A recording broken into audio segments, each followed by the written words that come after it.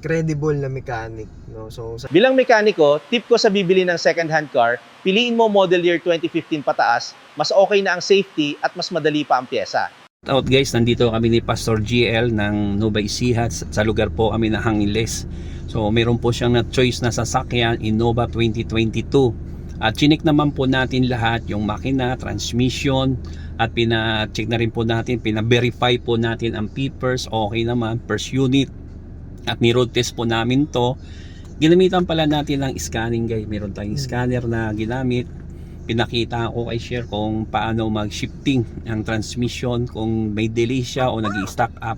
So pinakita ko rin sa kanya about sa mga function ng mga sensor, about sa overheating, about sa transmission, at sa iba pang mga dapat kong ipaliwanag. So pinaliwanag na natin kay Pastor.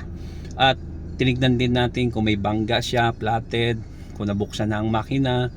At madaling sabi guys, no, nakita ko po ang unit nito ay intact naman po lahat.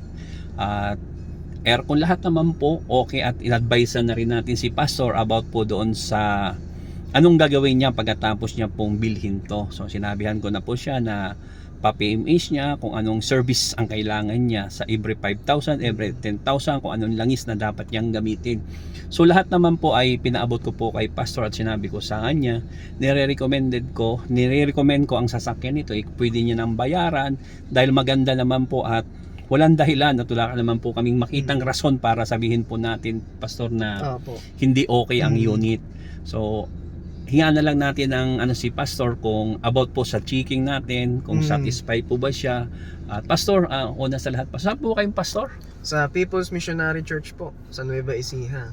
Yes. No? So bali, ito pong si Mr. Pads ay nakita ko po sa Facebook at nakita ko nga po yung kanyang credibility when it comes to checking yung mga second hand cars.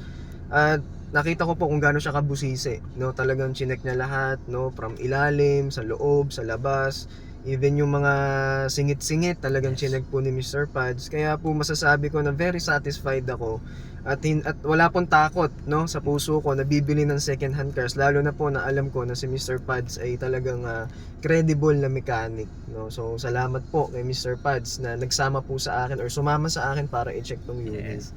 So Pastor, maraming po salamat sa sa tiwala niyo. Siyempre higit sa lahat sa Lord na binigyan tayo ng mga biyaya.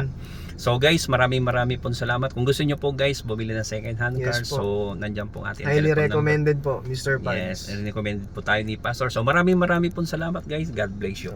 Bye po. Bye.